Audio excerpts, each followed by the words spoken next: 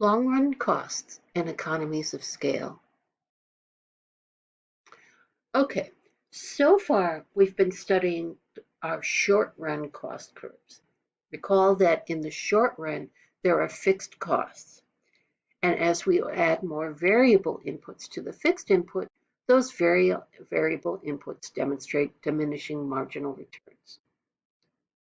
And because we had fixed and variable cost, we distinguished between the average variable cost curve and the average fixed cost curve.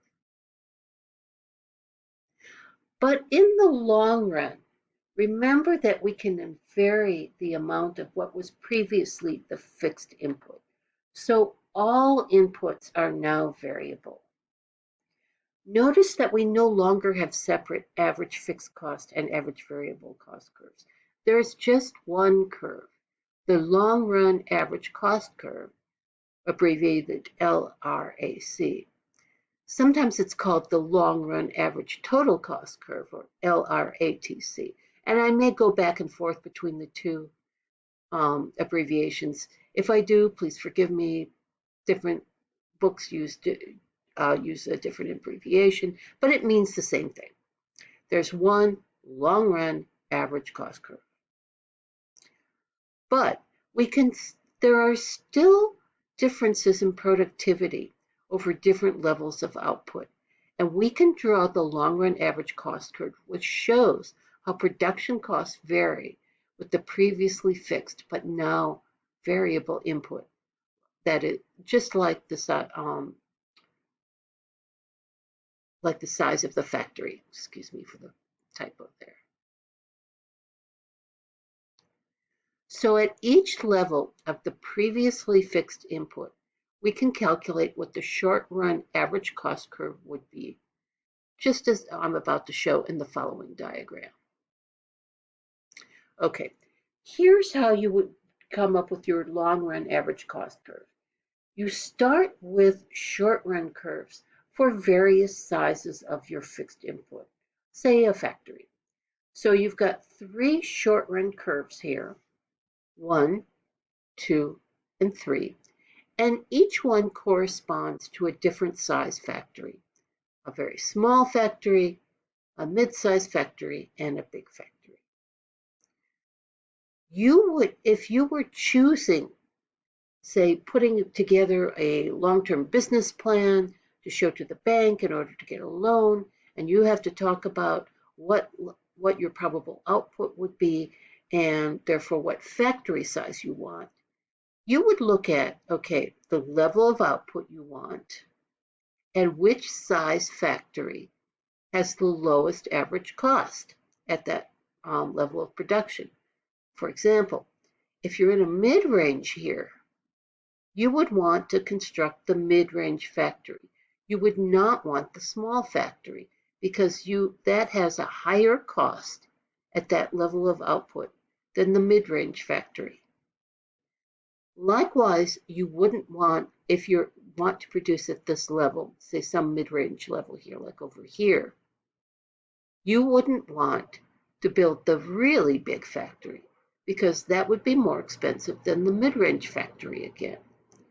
So you would choose the factory size to put you on the short-run average cost curve that gives you the lowest cost. Again, factory size is now a variable input, so you can choose the best factory size, given how much you want to produce. Okay, now let's assume that you could have an infinite number of factory sizes. You could make it an inch bigger, you could make it half an inch bigger. You can draw a short-run average cost curve for every conceivable factory size. So here we've got 1, 2, 3, 4, 5 different short-run average cost curves, but you can imagine all sorts of other curves fitting in between these. Each one of those gives the average cost curve for a different size factory. If you drew all of them, they would sort of sketch out at the bottom here a long-run average cost curve, which is what economists call the envelope for all the short run curves. Now, the reason it's called an envelope comes from some math. It's a particular theory in calculus, but just think of it like a basket that holds all the short run average cost curves. And at each point on the long run curve, that gives you the level of cost, the average cost, if you pick the optimal size factory for that level of output. So the long run average cost curve traces out the best points at each level of output if you're allowed to choose the amount of the fixed input.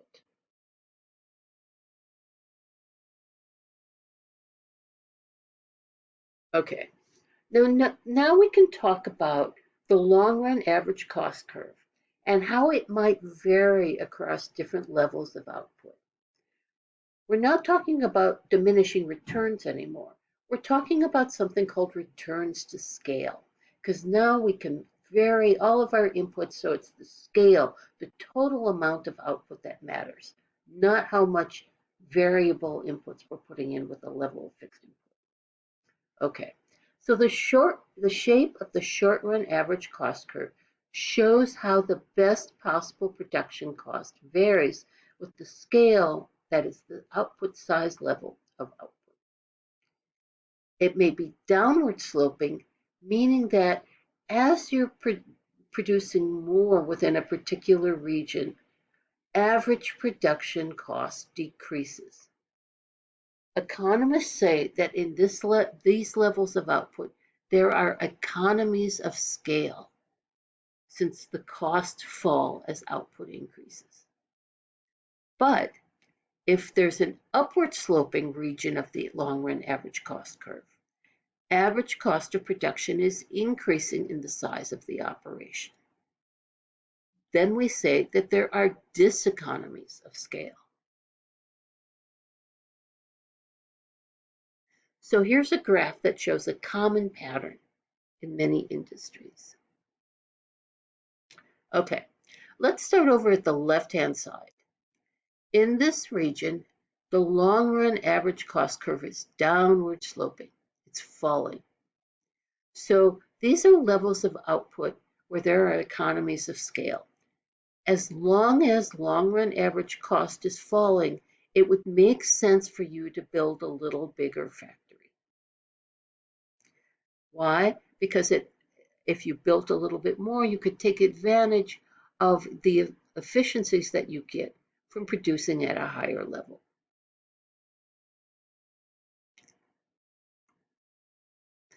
However, over on the right-hand side, after a certain point, if you start increasing production, the long-run average cost curve is rising. It's going up. That is, as the scale of output increases, production becomes less efficient. That's the region of diseconomies of scale. And in between the two, you can pretty much pick any particular level of output you want. You can make it a little bigger, you can make it a little smaller, because the long run average cost curve is flat.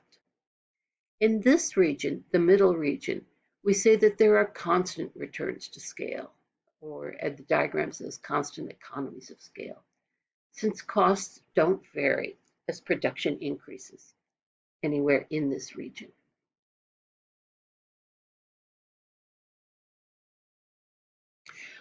We generally assume that most businesses follow a pattern like this. The long run average cost curve falls for a while, representing the fact that very, very small operations usually don't make a lot of economic sense when you're worrying about fixed inputs.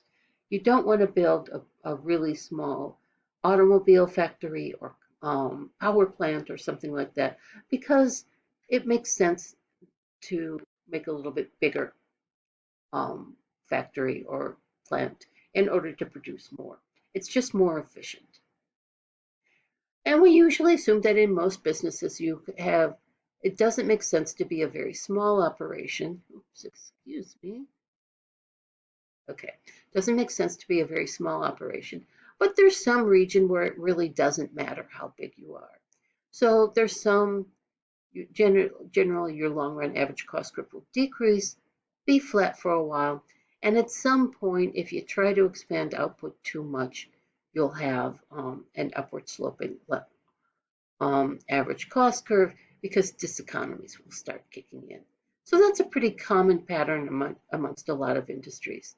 Declining average costs, constant returns for some region of output, and then increasing average costs. Okay, there's a couple turning points in this diagram. The first is you'll notice there's an arrow where it says MES. That stands for minimum efficient scale. The minimum efficient scale is the smallest level of output at which we can take advantage of economies of scale. If we go any bigger than that, there's no more economies of scale that we can get from expanding output. So notice that you would always want to choose a level of output.